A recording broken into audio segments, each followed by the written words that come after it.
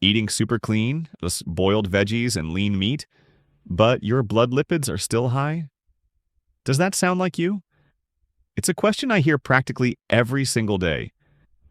Don't worry. Just give me 5 minutes and I'll make it crystal clear what you really need to eat for high blood lipids.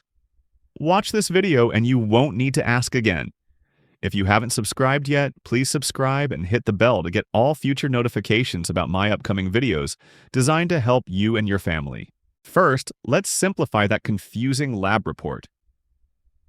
You only need to focus on two key indicators: triglycerides and LDL cholesterol, the one commonly known as bad cholesterol.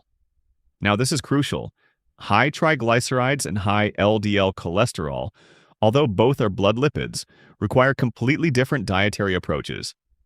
It's vital to distinguish between them.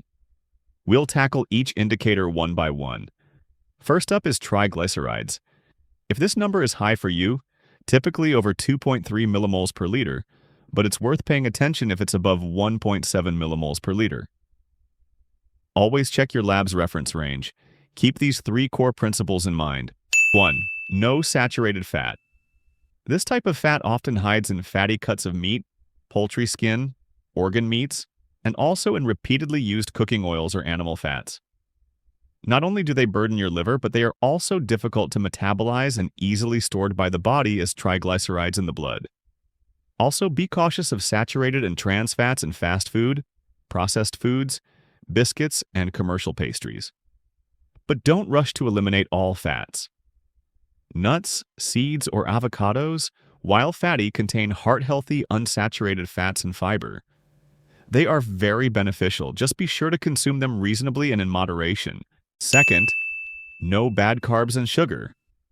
When you consume too many sweets, sugary fizzy drinks, white rice, white bread, noodles, or pasta, your body rapidly absorbs them and converts them into glucose in the blood.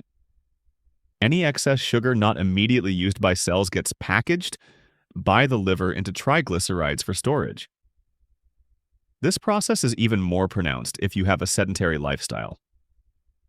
Be wary of hidden sugars in things like bottled ketchup, salad dressings, canned goods, and flavored yogurts. Instead, prioritize complex carbohydrates rich in fiber, such as brown rice, whole oats, sweet potatoes, corn, quinoa, and various beans and lentils. They help stabilize blood sugar, keep you fuller for longer, provide sustained energy, and are much better allies in controlling triglycerides. 3. No alcohol. Even a small amount of alcohol can directly interfere with fat metabolism in the liver, causing it to produce more triglycerides and reducing its ability to clear this fat from the blood. Furthermore, alcohol provides significant empty calories, contributing to weight gain and worsening the situation. Many people think a little red wine is good for the heart, but if your triglycerides are high, this benefit is negligible compared to the harm. Follow these three principles well, and your triglycerides can decrease significantly, even before you increase your exercise. Okay, now for LDL cholesterol, the more stubborn bad cholesterol. Why? Because our bodies can produce cholesterol themselves. It doesn't just come from food. That's why some say diet has little effect. But that's a critical misunderstanding. Your body still needs the raw materials from food to synthesize cholesterol. So how should we eat so our body produces less and eliminates bad cholesterol more effectively? Here are the three main principles. Enough quality protein. A fatal mistake is dieting by only eating vegetables and cutting out all meat, fish, and eggs. Bad cholesterol needs protein to be cleared out of the bloodstream. Good sources include skinless poultry, fish, eggs, soy, beans, lentils, and low-fat dairy.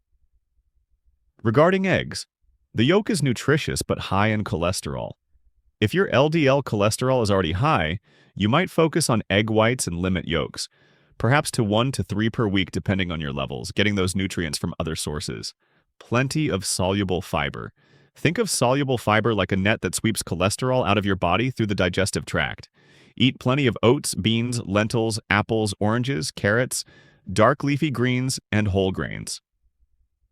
Prioritize unsaturated fats. These healthy fats actually help push out the bad cholesterol. Good sources include olive oil, rapeseed oil, flaxseed oil, avocados, nuts, seeds, and oily fish. Also, meal timing and portion sizes matter. Research suggests intermittent fasting might be beneficial. If not, at least remember the principle. Eat breakfast like a king, lunch like a prince, dinner like a pauper. Especially dinner, aim to be only about 70% full. Eating too much, regardless of whether it's fatty meat or fruits and vegetables, can increase cholesterol synthesis overnight. And don't forget your liver. The liver is the main factory for lipid metabolism. Protecting your liver equals helping lower blood lipids. Protect it by managing your weight, avoiding alcohol, not eating moldy or raw foods, and not taking unnecessary medications or supplements without professional advice. So, have you ever seen anyone explain eating for high blood lipids this clearly before? If you found this video helpful, please hit like and share it with relatives and friends who might also be struggling with their blood lipids. Hit subscribe so you don't miss out on the next useful videos. Wishing you and your family the best of health.